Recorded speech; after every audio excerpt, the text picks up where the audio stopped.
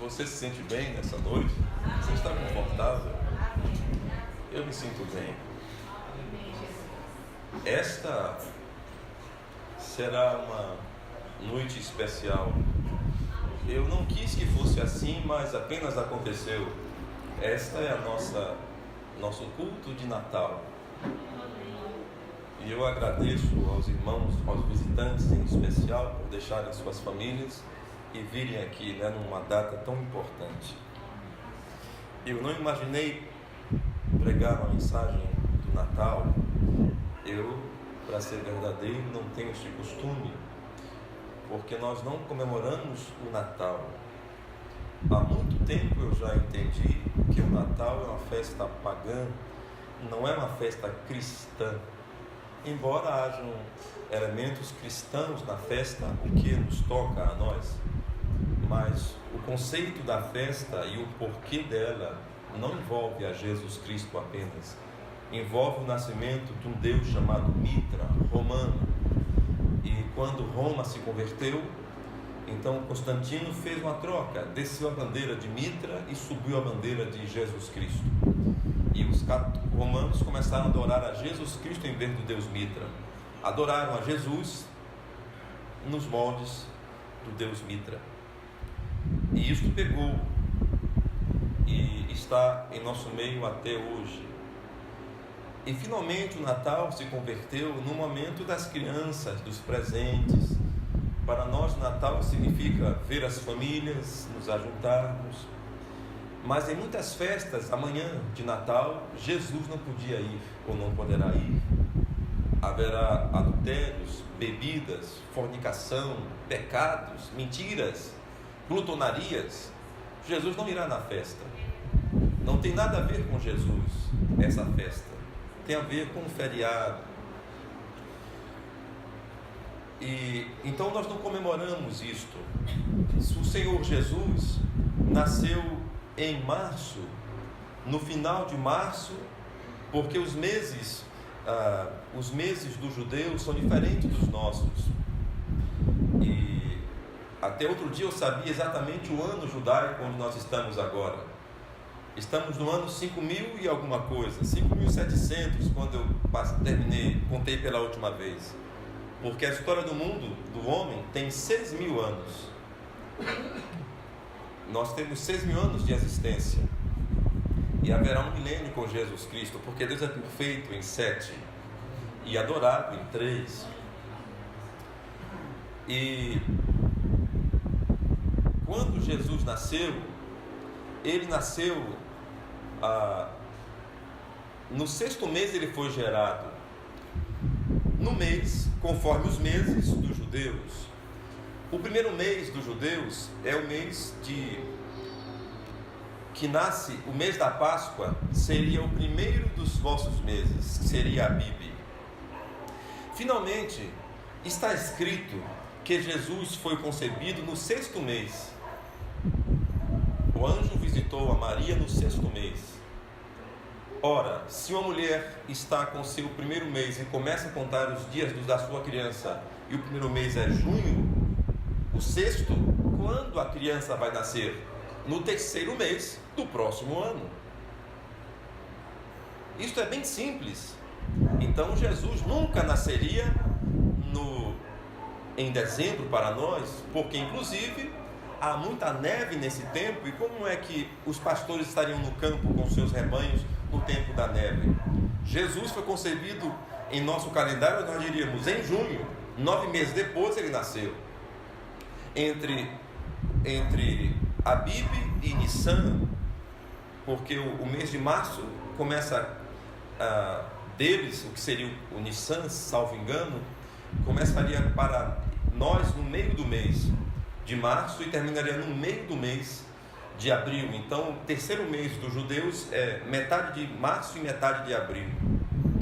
Jesus então nasceu em março, no mês dos cordeiros, mês aonde nascem os cordeiros. Ele nasceu sob um signo também. Ele era um ariano. E o ariano é um cordeiro, vocês sabem. Não foi Satanás que criou as estrelas. E E as constelações não têm a ver com o diabo. Nós seguimos a palavra, mas a primeira Bíblia escrita foi escrita nas estrelas. Tanto que estava escrito: uma estrela subirá de Jacó, um cetro de Israel. O falso profeta Balaão proferiu essa profecia verdadeira. Então, se você fosse daquele tempo, com essa doutrina que muitos creem hoje, e alguém dissesse: uma estrela vai aparecer, você diria: misericórdia, isso é astrologia. Não, isso é a Bíblia. Haverá um sinal no céu. E a estrela levantou-se. Já pensou você o que fez aqueles magos viajarem meses seguindo a estrela? Aonde foi que aqueles magos que seguiram a estrela ouviram daquele conhecimento da estrela? Onde eles souberam que uma estrela se levantaria? Pois eu vou contar a vocês. Israel viveu na Babilônia muitos anos. E houve um homem que era o líder dos magos da Babilônia. O nome dele era Daniel. E o que Daniel fez na Babilônia? Pregou o evangelho. E o conhecimento que o grande rei viria esteve em Babilônia. Babilônia, se você quer saber, é a mãe dos nossos números. 1, 2, 3, 4, 5, 6, 7, 9. É um número arábico. Veio de Babilônia. O nosso mundo moderno é babilônico. As nossas belas construções. E em Babilônia houve alguém que pregou o evangelho. Aleluia. Anos passaram e aqueles homens estudiosos viram: vai nascer uma estrela assim, haverá um sinal no céu. E muita coisa nós não temos condições de amildar, meus irmãos, nessa noite, porque a riqueza de detalhes demandaria de nós um autoconhecimento e nós não temos, somos leigos. Mas eu já ouvi que aquele sinal, aquele mesmo sinal que apareceu nos dias de Jesus Cristo, os astrólogos podem mapear o ano 1 do nosso século e eles podem ver: será mesmo? Entenda o que eu vou dizer. Será mesmo que há 2000 anos atrás houve uma estrela diferente no céu? Segundo os registros dos mapas dos astrólogos, conforme os mapas deles, eles podem ver que naquele tempo houve um sinal. Não me pergunte como, porque eu não sou desta área. Mas sabe qual é o sinal? Haviam 3 estrelas. Lembra que Deus é perfeito em 3 e adorado em 7? 3 estrelas que vieram no seu curso e se juntaram numa coisa só, em cima de Belém. E aqueles magos seguiram a estrela. E eu pergunto: o quanto de conhecimento doutrinário aqueles magos tinham? Não tinham. Eles apenas tinham uma informação e seguiram aquela informação. O Rei dos Reis nascerá e será introduzido por uma estrela que aparecerá no céu. E eles seguiram. Não é complicado servir a Deus, meus irmãos e queridos visitantes. Não é difícil seguir a Deus. E eles saíram em sua jornada. Passaram perigos, dificuldades, desertos e foram caminhando. Por que eles seguiram a estrela? Porque eles ouviram a profecia, provavelmente deixada ali na Babilônia por Daniel e os judeus. E eles seguiram aquela estrela. Eu estou contando aqui a história do Natal. Essa é a estrela que colocam em cima da árvore do Natal, a estrela de Belém. E ela foi caminhando e passou por Jerusalém. Os magos seguiram a estrela. Havia também uma profecia acerca de onde o Messias nasceria, porque estava escrito em, deixa-me ver, Miqueias, capítulo, eu vou ler, só um instante. Miqueias é um dos profetas menores. Se não me engano é 5:2. Vamos ver o quanto eu estou bem aqui.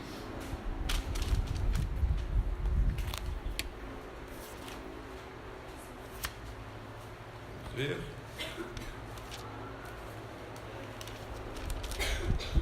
Exato. Vamos ficar de pé? Vocês creem na inspiração divina? Vamos ver aonde Deus nos leva.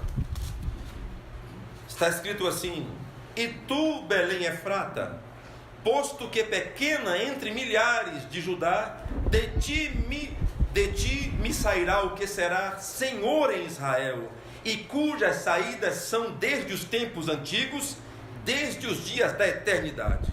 Amém. Que o Senhor nos abençoe com a sua palavra. Poder sentar. Os judeus sabiam que era em Belém que sairia este. Quem seria este homem?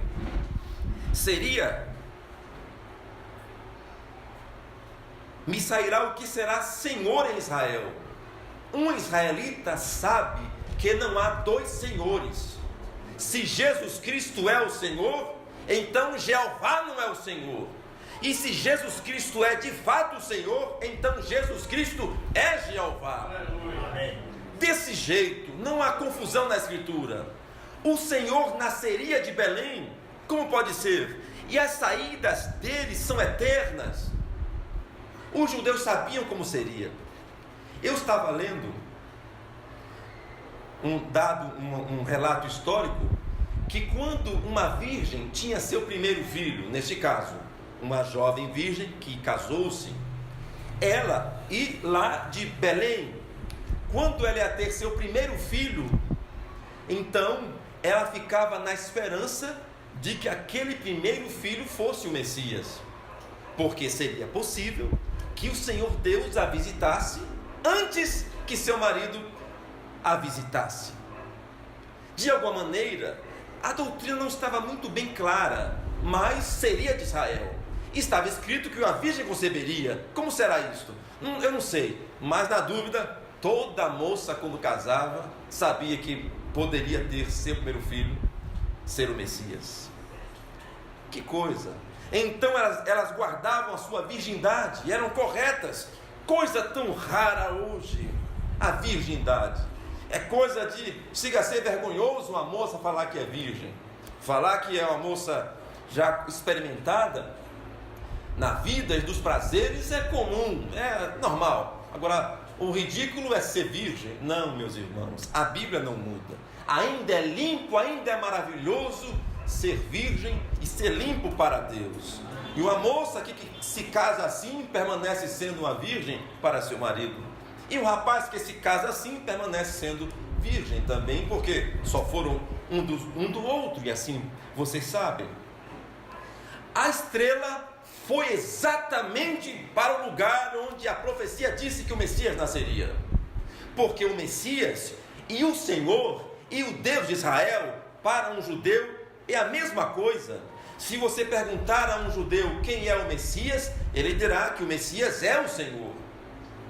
Pergunte alguma vez para um judeu: o Messias é quem? É um pregador? Não, não é mais, não só pregador. O Messias é um profeta? Não, o Messias ele vai colocar o Messias na qualidade de El Shaddai, de Elohim. Eles sabiam que o Messias nasceria ali em algum lugar em Israel e em Belém. E a profecia, a estrela, foi diretamente para Belém, porque Deus é preciso no que Ele diz. Nenhuma de suas palavras cairão sem que antes cumpra o seu propósito.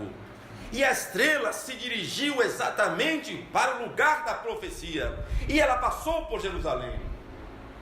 Agora aqui eu quero dizer uma coisa para vocês.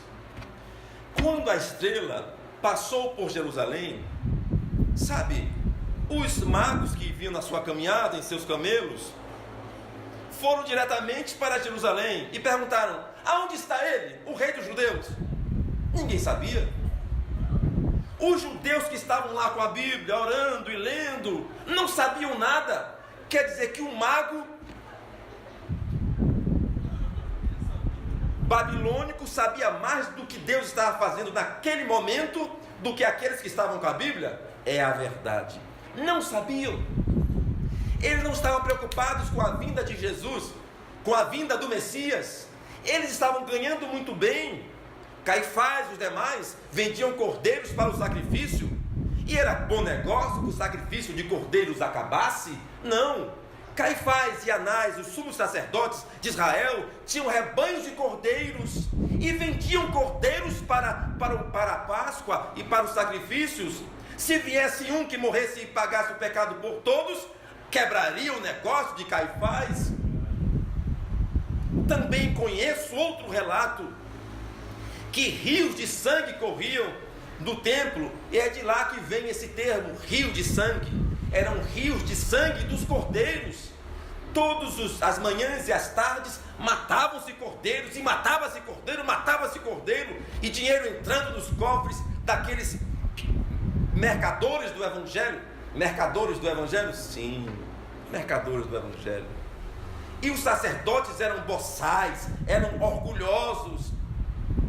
E a igreja, e o que aconteceu? Roma tomou eles. Porque orgulho, pecado, te faz escravo do diabo. Fez Israel escravo de Roma. Mas Deus é maior do que qualquer sistema humano, maior do que qualquer império, e Deus cumpriu sua palavra. E vinham os magos em seus camelos. Onde está ele, o rei dos judeus? Nós vimos sua estrela, viemos adorá-lo. O quê? Que novidade é essa? Você não sabe disso? Não. Que interessante. Jesus está voltando agora. Quem vocês acham que está preocupado com isto? Vá para Jerusalém dos nossos dias, que não é mais aquela Jerusalém, porque somos gentios. Nós recebemos a mensagem. Jesus já visitou os judeus, agora nos visitará. Ele virá para nós, gentios, agora. Quem deveria saber isto? Os grandes pregadores do Evangelho, as grandes igrejas. Vai procurar Jesus voltando? Não. Eles pregam mensagens para este mundo, porque eles olham este mundo aqui, não estão preparando o povo para a vinda de Jesus Cristo. Se Jesus viesse agora, eles não saberiam que ele veio. E vou dizer uma verdade: Jesus irá, levará os seus, e as igrejas nominais seguirão pregando o Evangelho, como os judeus até hoje pregam sua doutrina. E Jesus veio, o Messias vai vir, e já veio. Não é assim? Os judeus dizem que o Messias vai vir e já veio. Pois bem, o povo evangélico dirá: o arrebatamento vai acontecer quando já aconteceu. E quero afirmar, o arrebatamento está em curso agora mesmo, porque há 3 passos para ele: alarido, voz de arcanjo e ao som da trombeta de Deus. O alarido é uma mensagem, que é esta mensagem que nós temos pregado. A voz de arcanjo é a ressurreição dos mortos, e a trombeta, quando ele der o sinal para irmos embora. O arrebatamento está em processo. E cadê as pessoas se preparando? Não sabem disso? Oh, mas não tem que haver um avivamento antes? Pois, ele já aconteceu. E você nem soube? Não. Tinha que vir uns anjos. Pô, já vieram 3 anjos. Billy Graham, Oral Roberts e William Marion Branham. O quê? Você não sabe? Não sabe da estrela? Que estrela? Não sabe de nada. O que vocês sabem? Eu sei a doutrina aqui da igreja, sim. Pois bem, vocês perderam seu tempo. Vocês não receberam a atualização, não. E quem faz esta atualização? Deus sempre levanta um profeta, porque ele é o mesmo ontem, hoje e eternamente. E se não tiver profeta, ele levanta pedras para pregar o Evangelho, porque se eles não clamarem, as pedras clamarão. Mas deixe-me terminar a história do Natal. E os magos chegam lá, vão na igreja, ninguém sabe acerca do rei dos judeus. Então vão falar com Herodes. Herodes tampouco sabe disto e ficou inculcado. E disse assim: olha, vocês vão, achem ele. E a estrela foi a Jerusalém, ou passou por lá, porque Deus passará pela igreja. Então cada igreja na terra receberá o aviso, mas não entenderá. Cada pessoa que deverá ouvir, ouvirá. Mas há um povo predestinado para adquirir a salvação, e esse entenderá. Herodes disse: vá, e quando você souber, você volta para cá e me diz onde ele está, que eu quero ir adorá-lo. Mentira, ele queria matá-lo. E procurou Herodes saber aonde disse que o Messias nasceria. Em Belém.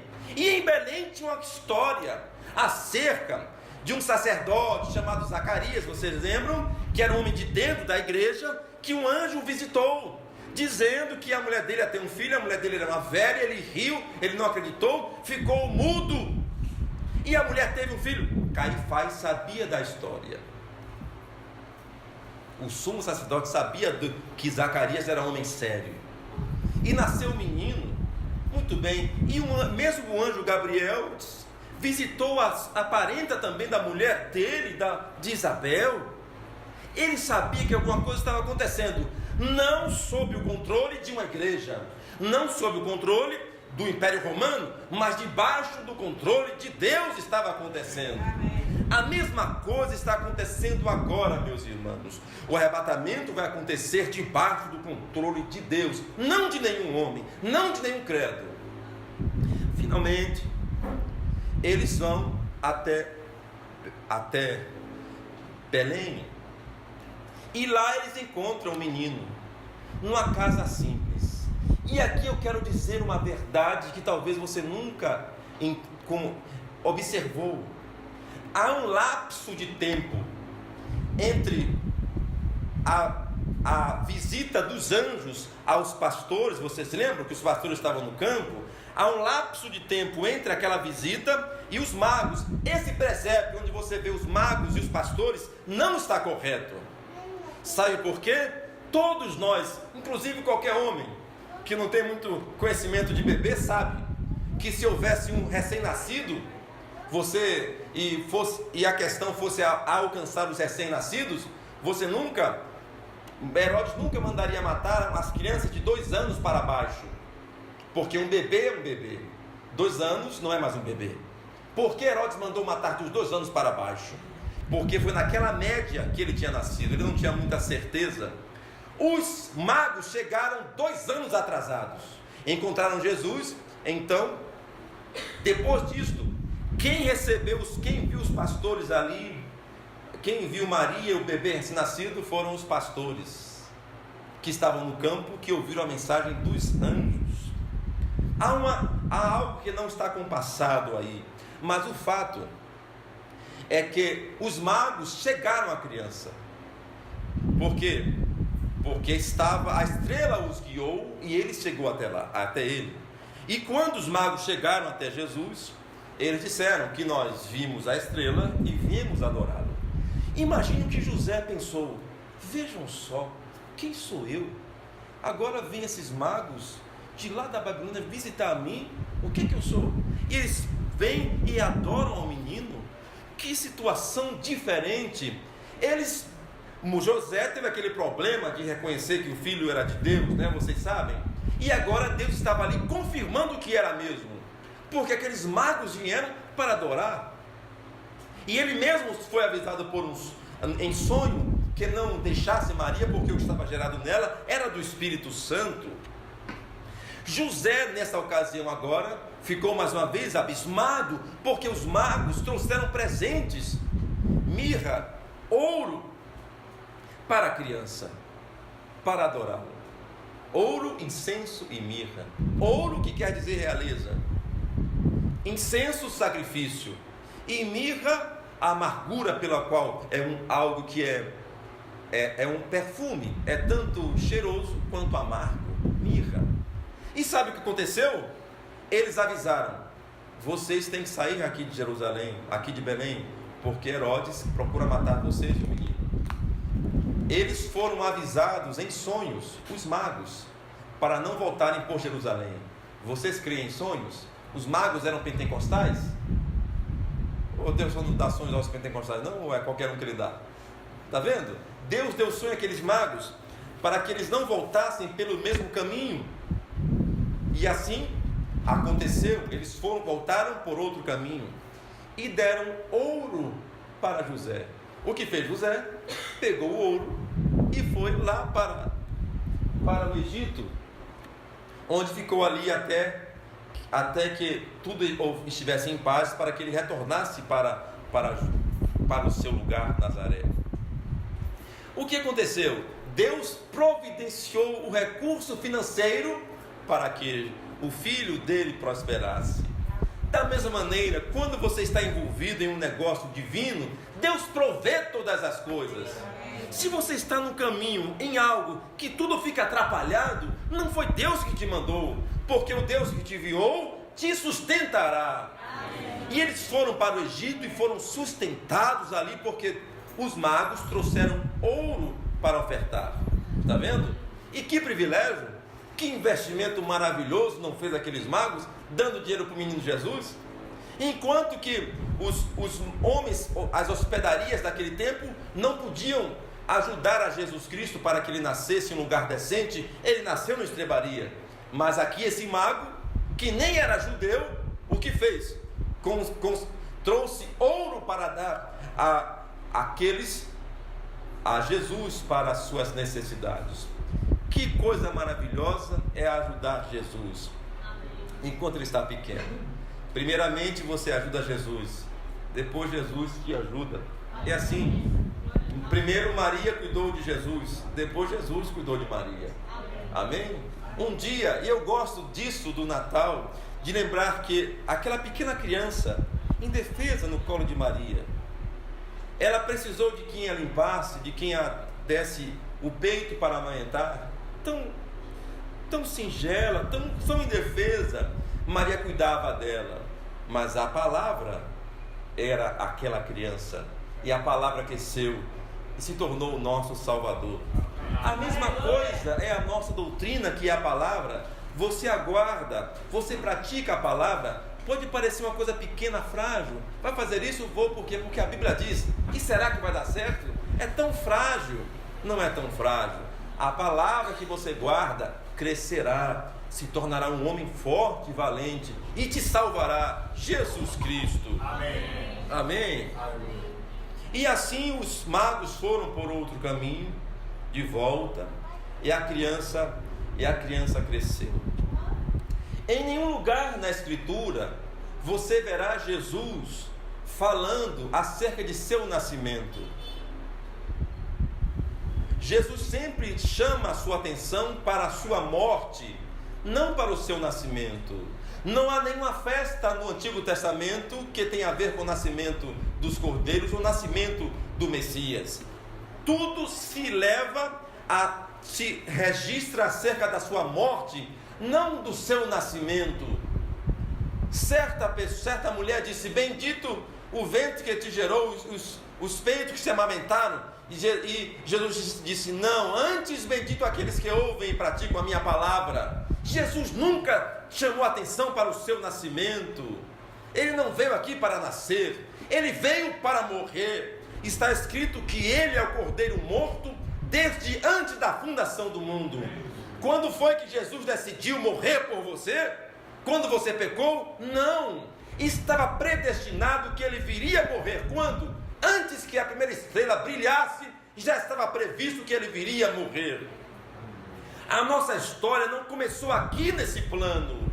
É tão simples, é tão maior, que não tem como se confundir. Ele é o cordeiro que foi morto desde antes da fundação do mundo. Há um grande projeto de Deus em andamento agora mesmo, meus irmãos. E ele, há 2000 anos atrás, teve um passo, uma cena deste projeto. E a cena foi Jesus nascer. E ele nasceu. E o mundo foi dividido, a nossa história, em antes e depois do seu nascimento. Nosso calendário juliano, ele nos data de 2018, mas na verdade, se a contar o ano em que Jesus, que eles consideram que é o ano 1, é o ano da matança das crianças, onde Jesus provavelmente tinha 2 anos de idade. Então, se você quer contar de fato, nossos anos desde Jesus Cristo seriam 2020. Há um lapso de 2 anos ali. Você pode ver isso fácil numa pesquisa bem rápida. Há um lapso de tempo em nosso calendário juliano. Jesus não nasceu no ano que dizem que ele, no ano Domini, ano do Senhor. Meus irmãos, isto é a história do Natal. Isso são os passos que aconteceram. Mas será que nós podemos, por alguns minutos, entrar um pouquinho nisto? Maria não era uma pessoa especial. Maria não era uma moça virgem enquanto todas as outras não eram. Não, ela era uma virgem como tantas outras virgens. Ela era uma moça prendada como tantas outras moças prendadas. Ela vivia uma vida correta.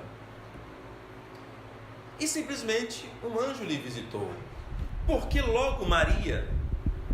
Por que logo ela? Não sei. Deus escolheu. Pela mesma razão, você diria: por que Deus me escolheu para ser um cristão? Eu fiz tantas coisas erradas. Podia ter Ele escolhido pessoas melhores. Podia. Como poderia ter escolhido outras virgens. Mas Ele escolheu a Maria. Ele escolheu você. E mais... E como é que qual foi a participação de Maria para que a criança, zero de participação? Ela não teve que fazer nada, foi Deus que colocou a criança em seu ventre, tanto semente como óvulo, porque se Maria emprestasse o óvulo dela para receber a semente do Senhor, ela teria participação no plano de salvação. Pois o Senhor Deus colocou tanto óvulo como semente ali, e nasceu aquele corpo, Jesus Cristo, não era filho de Maria, nem de José, ele não se parecia, não tinha as orelhas de José, não o nariz de Maria, não, parecia mesmo um bastardo. Podiam dizer: está vendo, esse filho não parece com o resto, não parece com ninguém, não parece com o pai, não parece com a mãe. O que ele era? Ele deve ser mesmo um bastardo. Não, ele não era isto. Ele era diferente. O homem mais solitário que essa terra já conheceu era Jesus Cristo. O único homem que tinha em sua mente nítida a sua história passada. Só teve um homem que passou pela porta da vida para este mundo e não recebeu uma amnésia. Quando Jesus nasceu aqui, ele sabia, quando ele tomou consciência, ele sabia da glória que tinha antes de nascer aqui. Você, quando nasceu, não sabe de nada. Você esqueceu de tudo. Onde você estava, o pecado fez você isto que você é. Mas Jesus não teve sua mente apagada.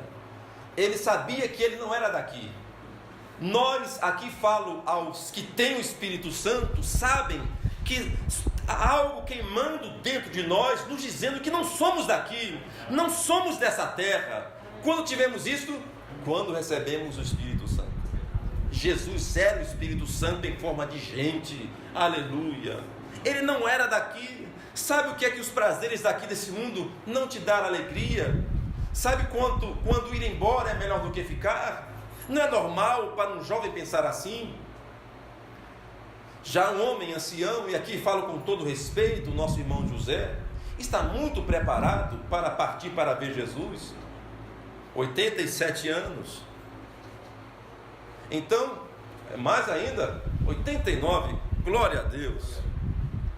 Então eu penso, o irmão José deseja ver a Jesus Cristo, porque ele sabe, cumpriu todas as fases da vida. Então é normal que ele deseje ver Jesus Cristo. Não há mais nada. Imagine então, se você pega um jovem de 30 anos, que não tenha mais prazer em nada neste mundo. Vamos para uma festa? Não quero ir não. Vamos trabalhar para comprar um carro? Não faço questão não. Vamos casar? Casar. O que te alegra? Cumprir a palavra de Deus. Vamos comer. O negócio é comer um churrasco. Não. A palavra cumprir a vontade, fazer a vontade do meu pai, realmente bebi comida e bebida. O que é isto? Ele era um homem que não era daqui. Esse era Jesus Cristo, diferente de todos, solitário, triste. Ele sabia de onde ele veio. Será que nessa noite você já tem consciência de onde você veio? Será que você acha que nasceu realmente naquele dia que você, na data que registrou no cartório o seu nascimento? Será que é isso? Não. Nossa história não é tão pequena assim. E aqui quero dizer uma coisa. Este é o Filho de Deus, a história de como ele nasceu. Mas nós também somos seus irmãos, somos semelhantes a ele, somos filhos de Deus também. Qual é a diferença? Para que aquele corpo, Jesus Cristo, fosse gerado, ele usou uma virgem para conceber. No nosso caso, nós temos recebido a semente, que é a palavra, o Espírito Santo, que quando entra em nossos corações, começa a gerar em nós, não em nosso ventre, como uma mulher, mas o nosso corpo passa a crescer para ser como o corpo do Filho de Deus. Há uma renovação dentro de nós para sermos como Ele. Um dia Deus visitou Maria para gerar um Filho de Deus. Hoje Deus visitou a cada um de seus filhos em nossa geração para receber o Espírito Santo e se tornar Ele mesmo um filho, uma filha de Deus. Amém? Então o que aconteceu naquele pequeno corpo, Jesus Cristo, no ventre de Maria, agora acontece em você, quando você crê nele. Você passa a ser a manifestação corpórea de Deus na terra. E aqui, eu vou dizer isso devagar. Você passa a ser a manifestação corpórea de Deus na terra. Quer dizer, quando alguém conhece você, alguém conhece a Deus. E vou dar algumas dicas. Eu tive sede, você me deu de beber. Tive fome, você me deu de comer. Quando, Senhor, que te fiz isto? Quando você fez a um de meus pequeninos, você fez a mim. Ora, então quem somos nós? Recebendo favores e ajudando. Quem nós somos? Quando alguém nos ajuda, ajuda a Deus.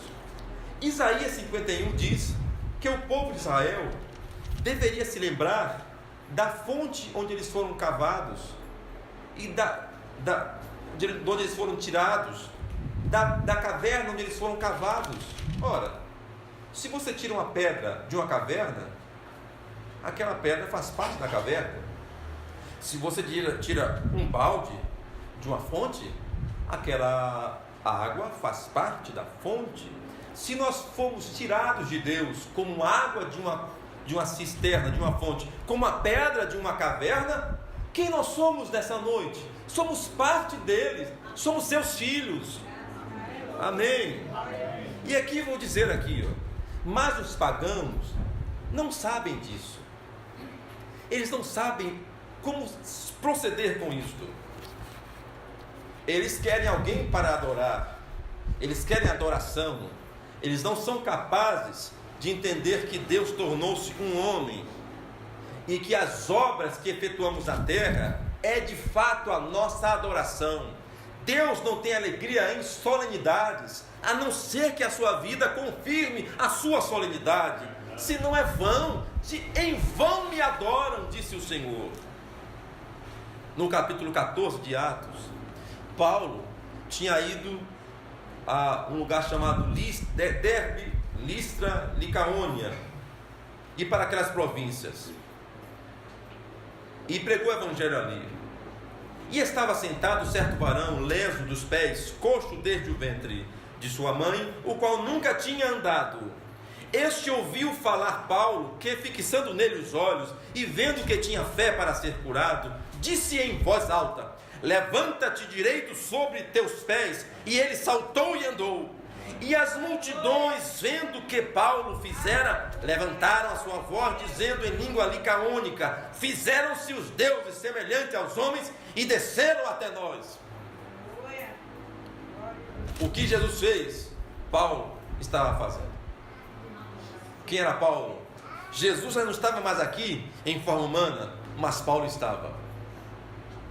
Paulo não está mais aqui. Onde está Deus agora em carne humana?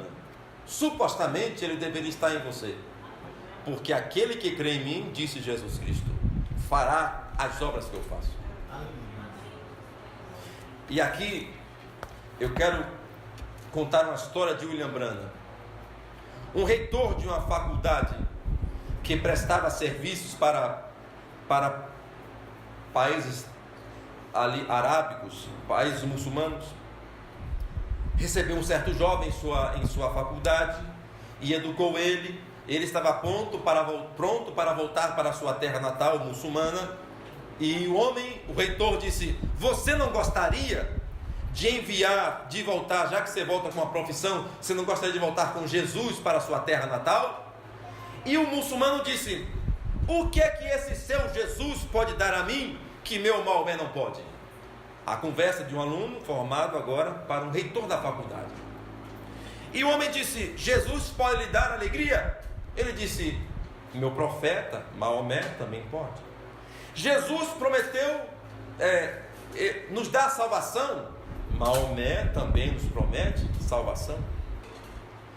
E o reitor descobriu, e o homem disse que o profeta desse muçulmano podia dar tantas coisas quanto o profeta de que o reitor estava oferecendo.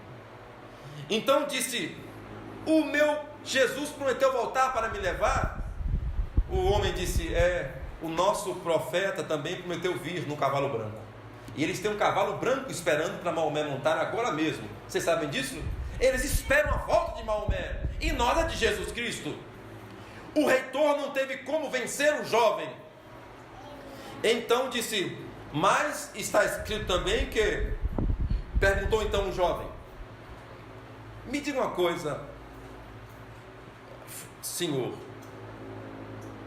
está escrito na sua Bíblia que aqueles que crerem em Jesus, seu profeta, fariam as obras que ele fez e maiores ainda, não é? E ele disse: é verdade, nós fazemos as obras maiores ainda.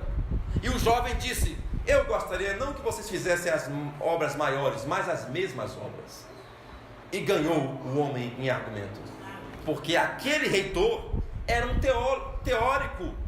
Ele não tinha o poder de Deus na vida dele. Ele disse: vocês dizem que Jesus ressuscitou.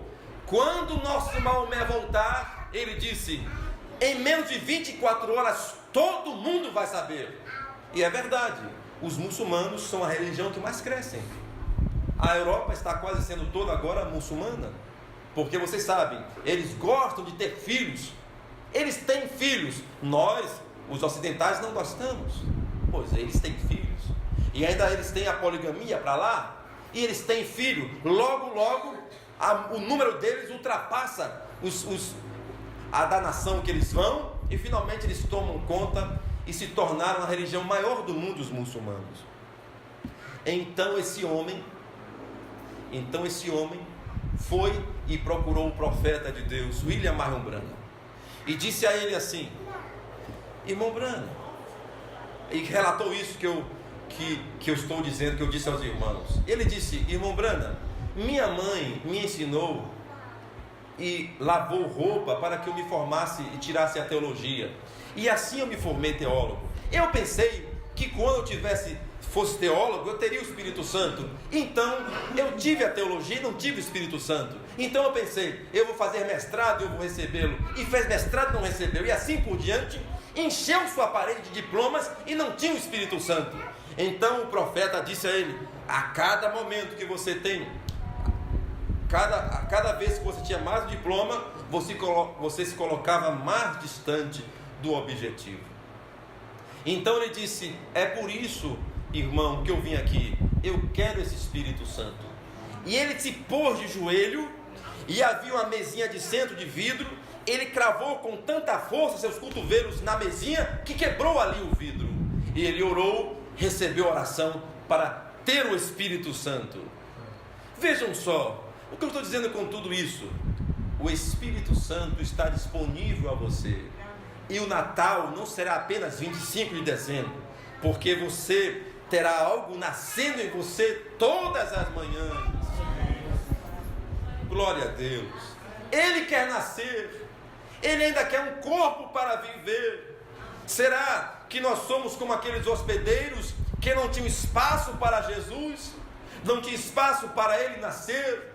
E hoje em dia a mesma coisa. Se ele quisesse alguém para conversar, você acha que ele teria você? Você está tão ocupado com tantas coisas. Se ele precisasse de um pouquinho de atenção, de um pouquinho de ajuda, seria você que ele podia bater na porta? Jesus Cristo, o Jesus da Bíblia, se ele precisasse de ser adorado, será que ele encontraria você o adorando? Pois bem, Jesus está em algum lugar hoje, precisando da sua adoração. Não, isso claro, com a força aqui da pregação, não é a minha força de expressão. Jesus quer nascer realmente em seu coração. E isso não é outra coisa. O poder de Deus está completamente disponível a você agora mesmo. Então por que você não tem? É porque você não está preparado para tê-lo. Ele é santo, ele é limpo. O que faço, pastor? Claramente, eu quero esse Espírito Santo. Eu quero isso queimando em meu coração. O que eu faço para isso? O que é que você fez, pastor? Porque você vai falar de outros e outros e outros, mas o que é que você fez, pastor? Eu direi a você, eu não fiz nada.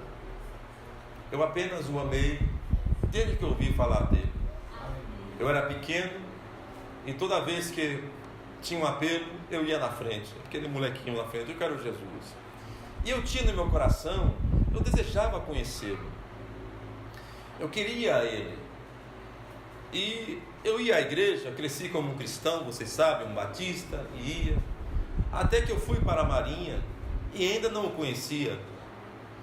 Mas quando o sol nasceu, enquanto eu ia pelo sertão, seguindo para a Fortaleza, então o sol nasceu diferente. Eu não sei como explicar.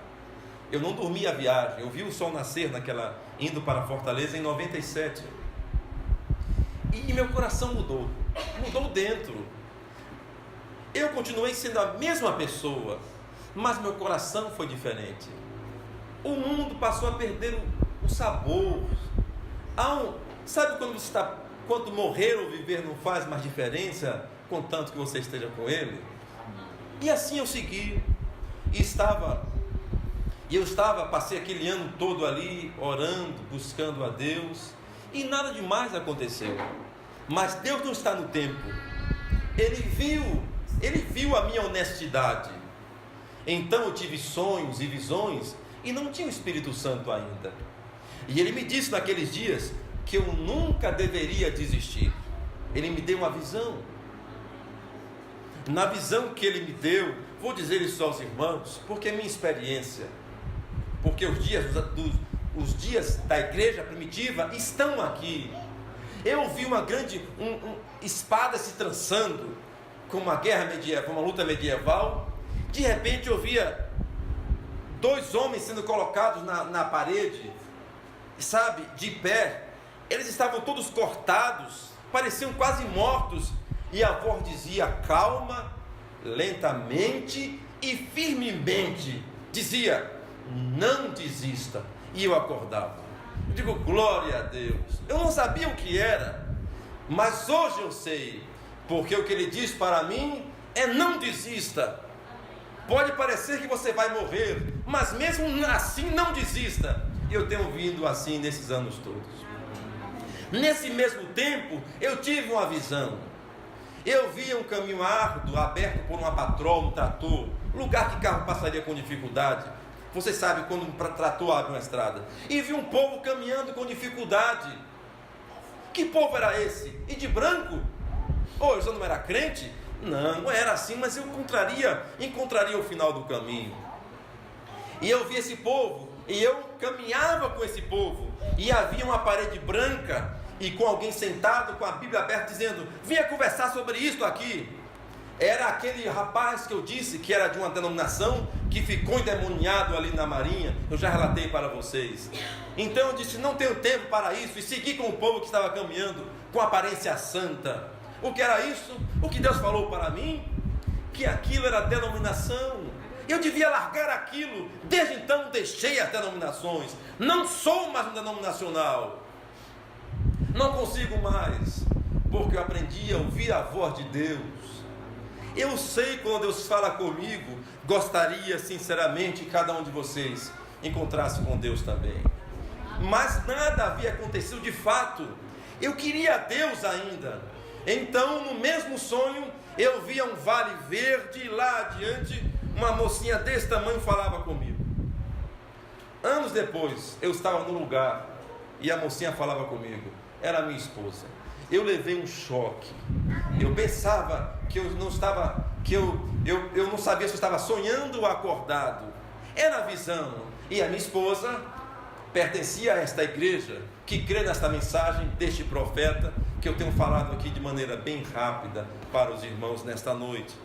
E eu encontrei aquele povo louvando e adorando a Deus.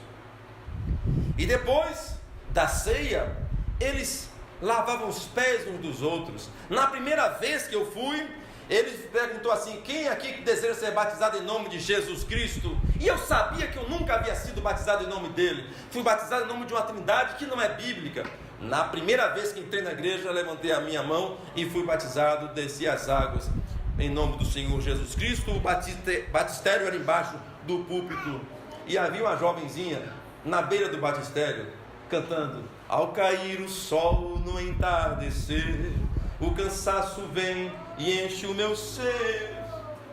Perdoem aqui, só um pouquinho. O violão não funciona. Tudo bem, é assim. Ao cair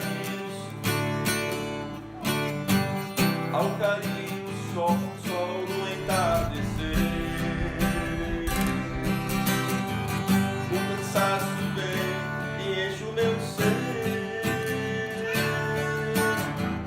Porém ouço uma doce voz que alenta o meu ser, outra vez me chama com poder. Desculpem, estou errado.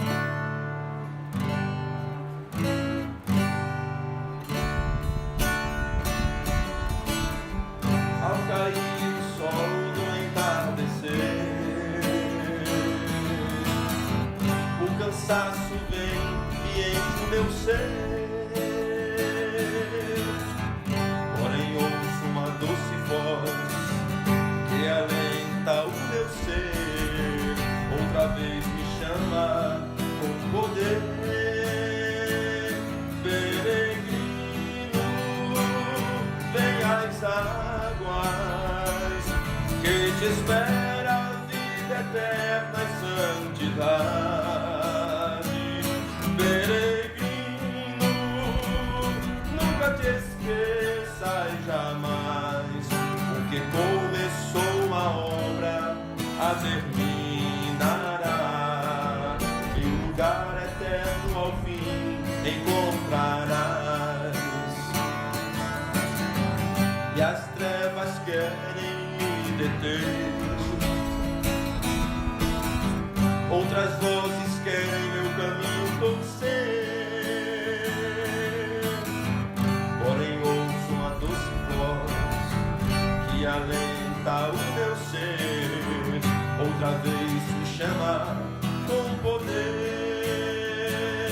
Peregrino, vem às águas, que te esperam vida eterna e santidade.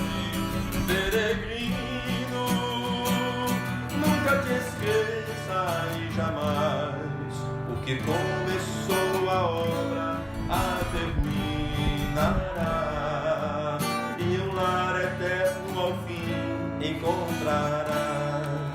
Amém. Então, enquanto cantavam esse hino, ao redor do batistério, que era bem aqui, no caso, na igreja, então a minha futura esposa estava ali, cantando, não sabendo que o marido dela estava ali sendo batizado. Amém? Desde então, eu tenho seguido nesta mensagem. E você diz: e como foi? E o Espírito Santo, como foi?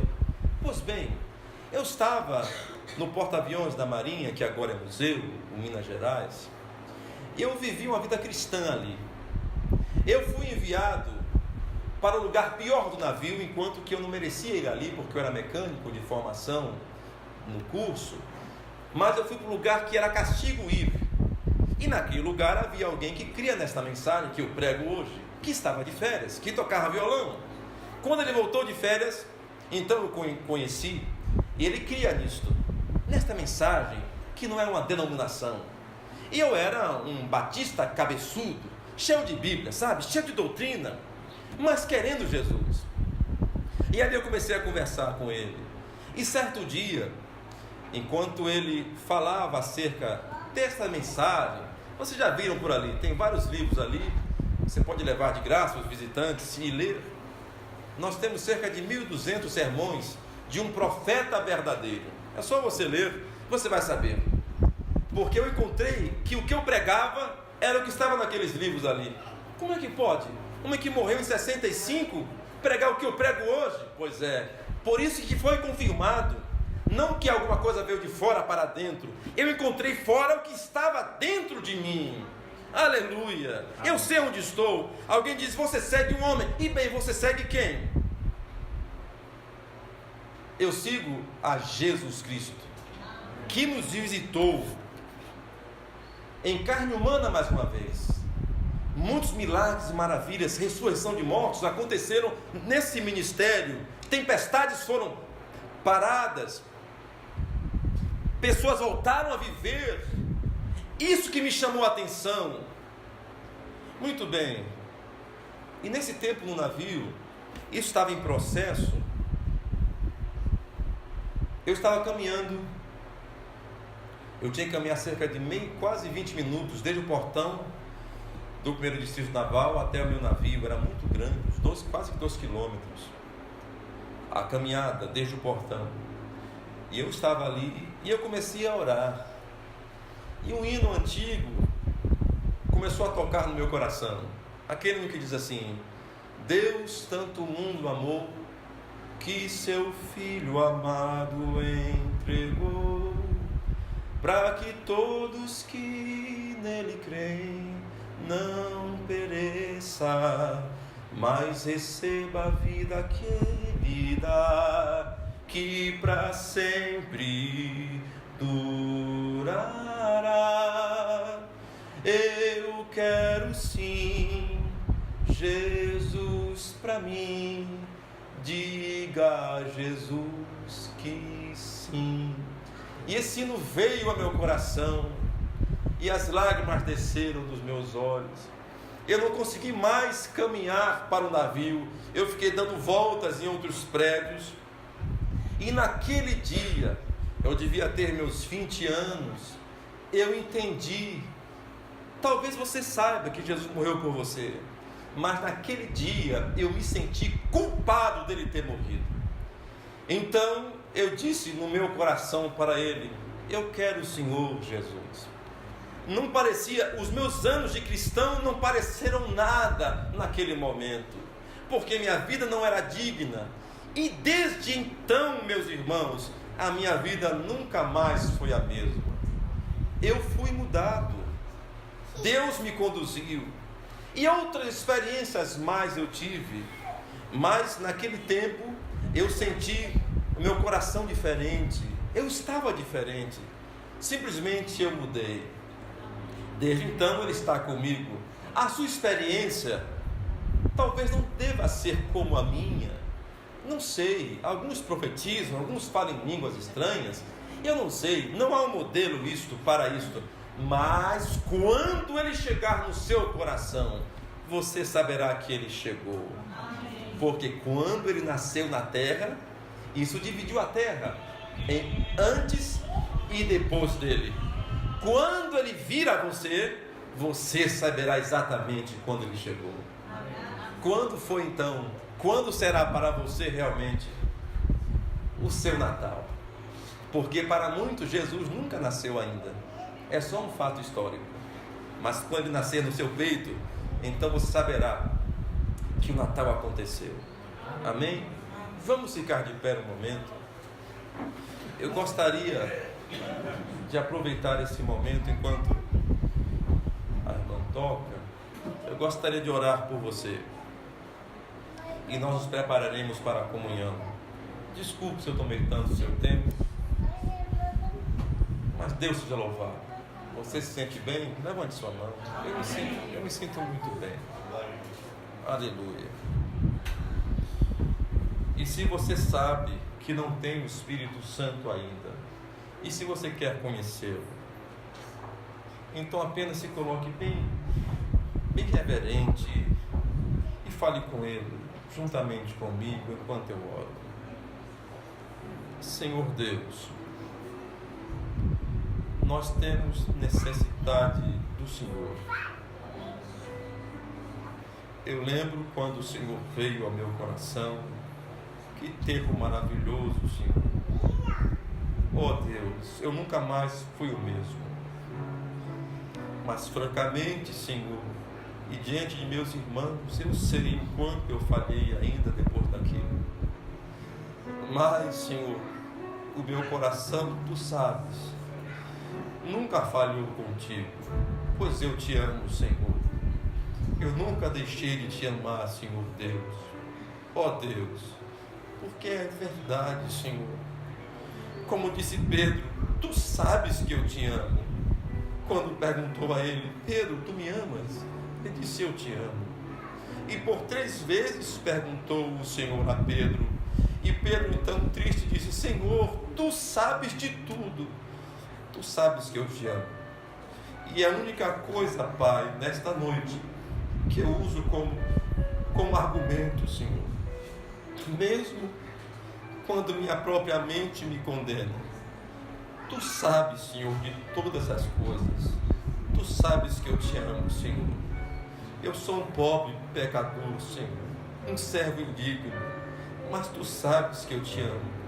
E meus irmãos comigo nessa noite também sabem que são pobres pecadores e que Te amam também, Senhor.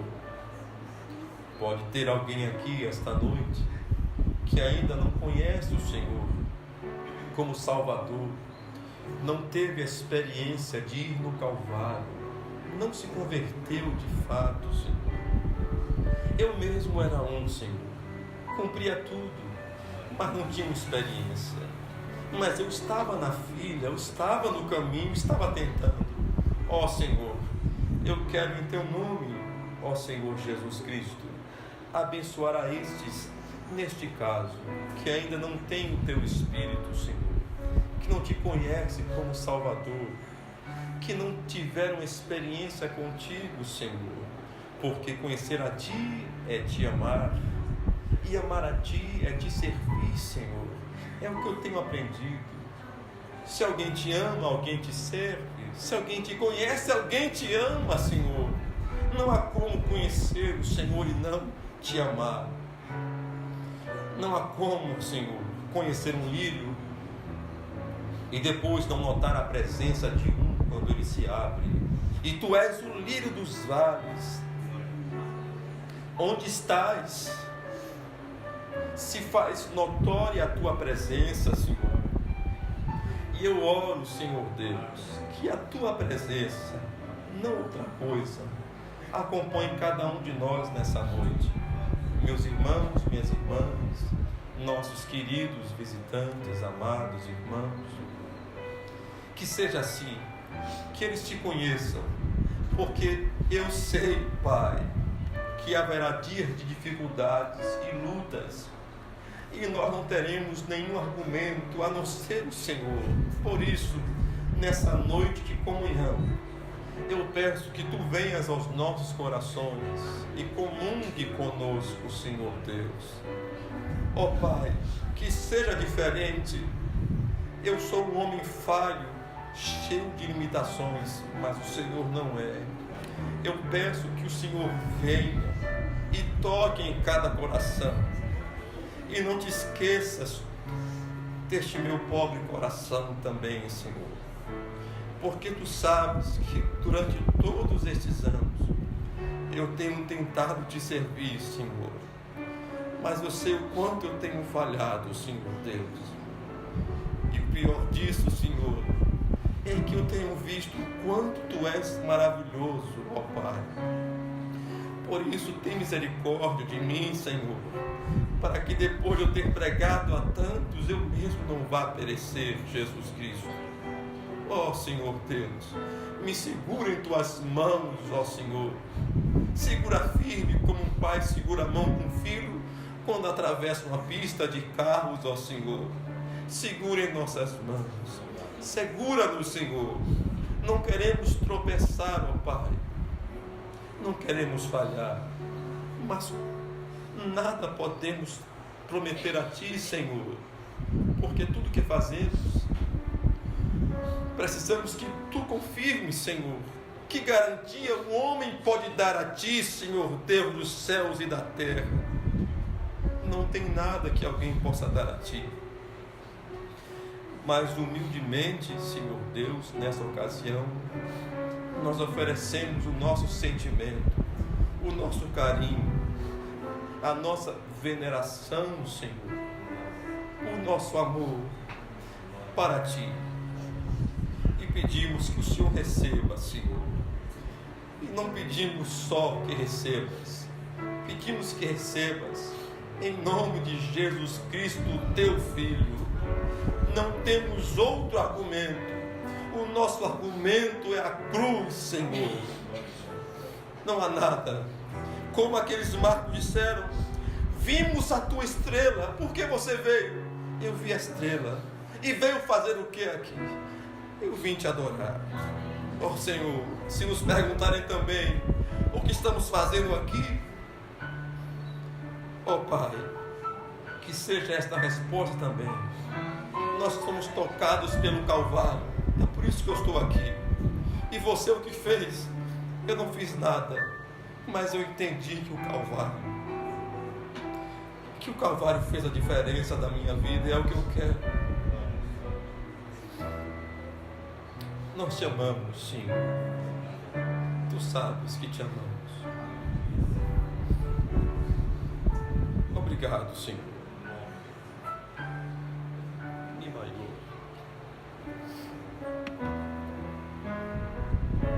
Enquanto oramos, continue orando.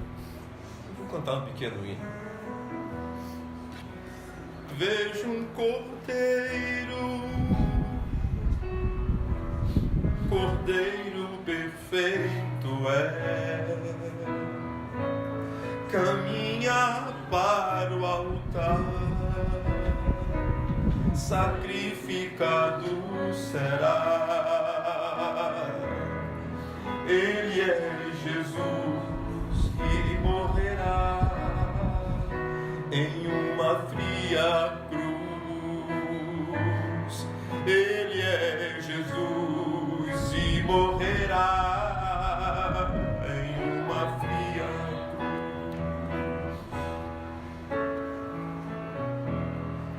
Vejo um Cordeiro perfeito é, caminha para o altar, sacrificado será. Ele é Jesus que morrerá em uma fria cruz. Ele é Jesus e morrerá em uma fria cruz. Sua bandeira levantarei, porque a morte derrotada foi por ele. Ressuscitou dia de vitória. Eu cantarei.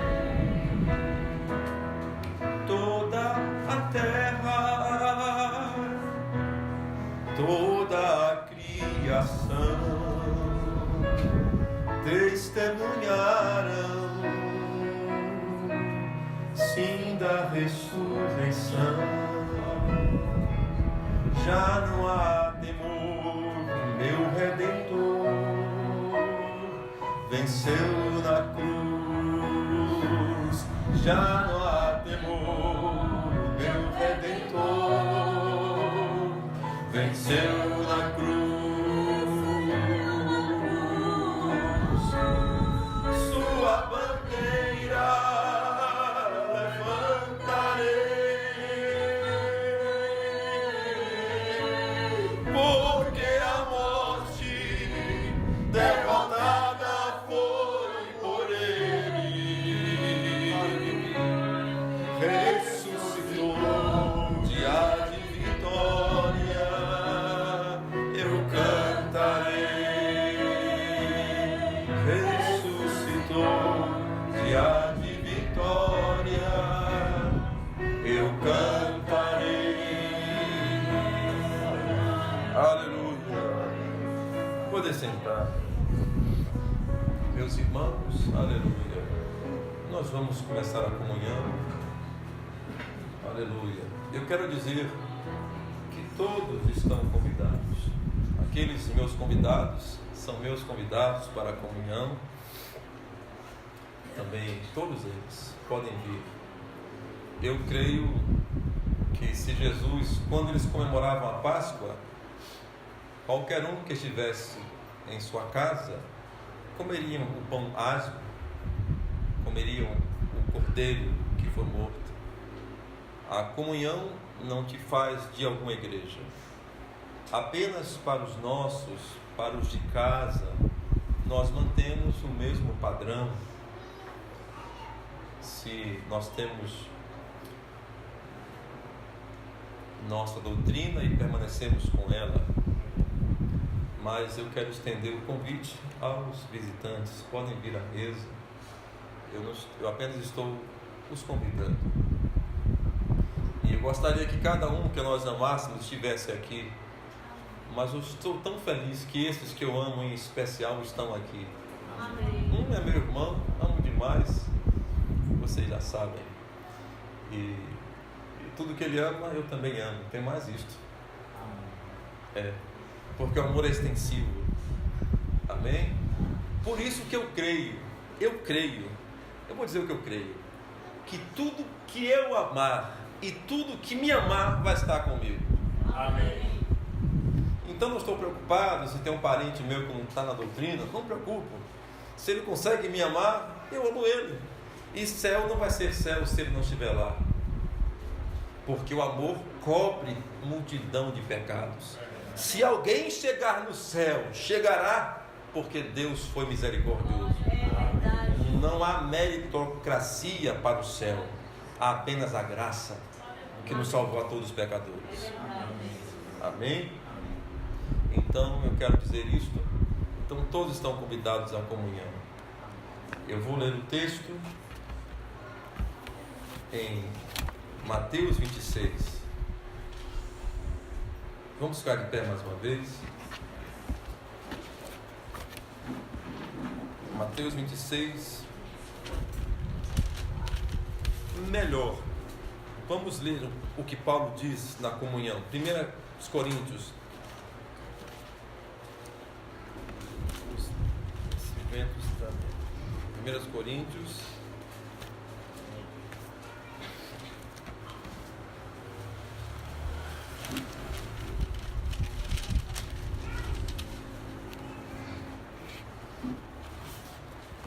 Coríntios 11,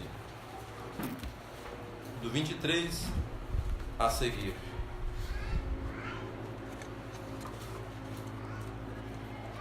Todos acharam?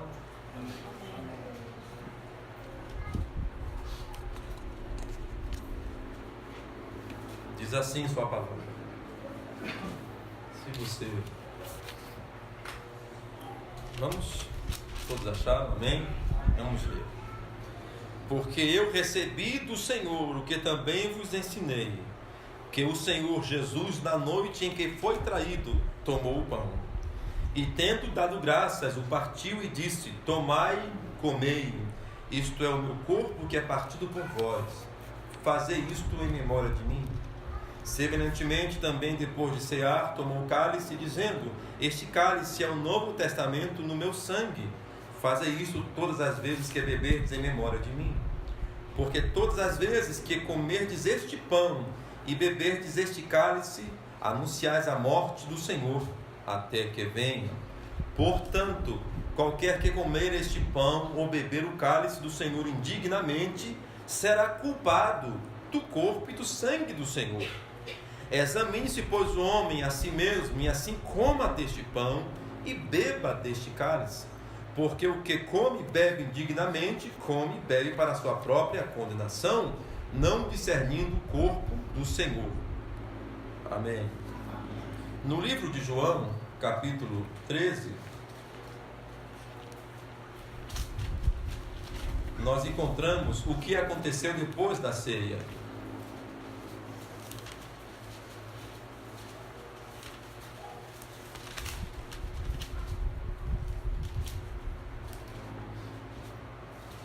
Verso 2 diz: e acabada a ceia, tendo já o diabo posto no coração de Judas Iscariotes, filho de Simão, que o traísse, Jesus, sabendo que o Pai tinha depositado nas suas mãos todas as coisas e que havia saído de Deus e ia para Deus, levantou-se da ceia, tirou os vestidos e, tomando uma toalha, cingiu-se. Depois deitou água numa bacia e começou a lavar os pés aos discípulos e a enxugar-lhes com a toalha com que estava cingido. Aproximou-se de Simão Pedro, que lhe disse: Senhor, tu lavas-me os pés a mim? Respondeu Jesus e disse-lhe: o que eu faço não sabes tu agora, mas tu saberás depois. Disse-lhe Pedro: nunca me lavarás os pés? Respondeu-lhe Jesus: se eu te não lavar, não tens parte comigo. Disse-lhe Simão Pedro: Senhor, não só os meus pés, mas também as mãos e a cabeça. Disse-lhe Jesus: aquele que está lavado não necessita de lavar senão os pés, pois no mais todo está limpo. Ora, vós estáis limpos, mas não todos, porque bem sabia ele quem o havia de trair, por isso disse: nem todos estáis limpos. Depois que ele se lavou os pés e tomou os seus vestidos e se assentou outra vez à mesa, disse-lhes: entendeis o que vos tenho feito? Vós me chamais mestre e senhor, e dizeis bem, porque eu o sou. Ora, se eu, senhor e mestre, vos lavei os pés, vós deveis também lavar os pés uns aos outros, porque eu vos dei o exemplo para que, como eu fiz, façais vós também. Amém. É por isso que nós lavamos os pés uns dos outros, porque esta era a posição de servos numa casa, quando recebiam um convidado, e Jesus fez isto. E se você quer anotar, 1 Timóteo 5, versículo 10, você encontra que as viúvas, para serem incluídas na beneficência, tinham que ter lavado os pés aos santos, mostrando que realmente era uma prática cristã o lava-pés. E mesmo os antigos batistas lavavam os pés uns dos outros. Então é por isso que nós lavamos os pés depois da comunhão. Amém? Ainda de pé.